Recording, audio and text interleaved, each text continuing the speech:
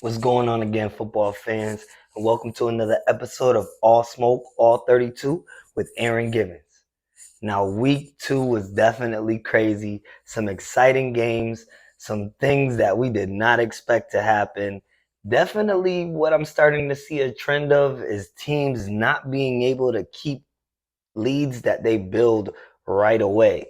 Um, it's a game of four quarters, and a lot of teams are learning that early. And I always start off my reactions for weeks and apologize to teams that I thought that weren't going to win, and they definitely proved me wrong. Shout out first and foremost to the Cardinals. Excuse me, for Murray to do what he did from basically the third to fourth quarter and help just wing and bring his team back basically by himself, extending plays. I was impressive. We've seen it happen before, but ripping off of Crosby and doing the things that he done, that game solely goes to him. That game ball solely goes to him. Shout out to you, Kyler Murray.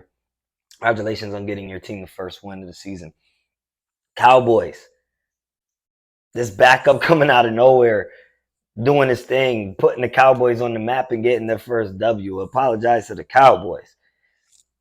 The Chiefs, getting an ed and really figuring out how to come back like they always do after going down 10, 20 points. It's impressive. It's a bad way to go, but they know how to do it. That's their formula. They get beat up on, they figure out ways to go around team schemes that they brung to the table, and they work around coming the second half swinging. Sometimes even in the first half, they figure it out on the sideline. Apologize to the Chiefs. The Jags. I I know Indy does bad in Duval, but a shutout? Wow. Indy, you guys are definitely in trouble. That's bad. That's real bad football right there. Dolphins, Tua, shocking the world right now. Literally going down. I think it was about 28 points, and then just coming out and bringing his team back in it, and to not only look at a still deficit and being down and like, you know what, forget tying, we're going for the win, and just took over and just got the win. Shout out to Tua and the Dolphins. Really, really impressive. Um, you know, Broncos got the best of us. We got to finish. Texans, we just got to finish. There's no way that we have wide open receivers dropping the ball. The most paid receiver on the team dropping the ball. I mean, that's back to back drops. Last week, he dropped the third down conversion. It's unfortunate that the quarterback is kind of taking crap, and Davis Mills does have to step up and do a little better. But Cooks, you got to help your quarterback out and catch the rock. Excellent defense. Didn't give up a touchdown to the fourth quarter. I was impressed. I was really impressed with the defense we had again, and hopefully we could get it on page and turn it around. But that's basically my apologies. But I mean, I'm doing pretty well. I went 10-6 again. Shout out to the Bills, the Eagles, the Pats, the Bucks, the Giants, the Jets, the Lions. Forgot about the Rams in my last video. I really do apologize and don't know how I missed them on my spread of putting it down. I literally do apologize, and I had the Rams winning. I actually had them winning in a blowout, and it was closer than what it should have been. But shout out to the Rams, 49ers, and of course the Packers. Um, 49ers, my guy. I really hope Trey Lance you get back soon and play even better and stronger. That's tough to hear. Now it's again the Jimmy G show, and the 49ers are probably the luckiest team in the NFL to not find a team that was suitable to find Jimmy G and take his contract. And now they actually have a legitimate quarterback again at the helm that could lead them again to another promising, honestly, Super Bowl.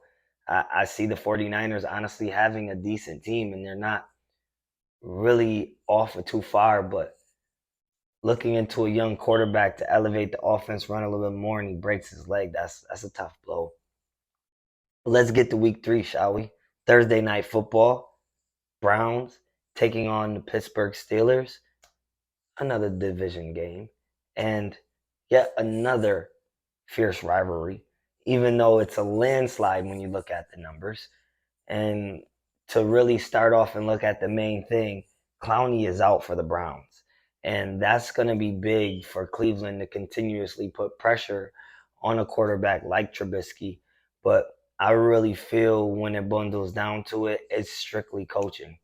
The Steelers have proved they have a team that can go out there and win division games, literally beat the AFC conference champs, and really took care of business and stayed in the game and almost found a way to beat the Patriots, which we all know is a well-coached team by Belichick. And when it bundles down to the Steelers, Mike Tomlin is 24-6-1 as the head coach against the Browns. That's impressive. Dominating a team that you see twice a year, regardless of their quarterback, regardless of their defense, regardless of what you may have. Of course, Ben Roethlisberger was there for most of the way, but he was also there most of the way when he faced against Cleveland and, against Cincinnati and dominated Cincinnati most of his tenure there, playing them twice a year. I believe that Cleveland is going to be able to run the ball. Chubb is going to be able to find a way to break some tackles and make some plays.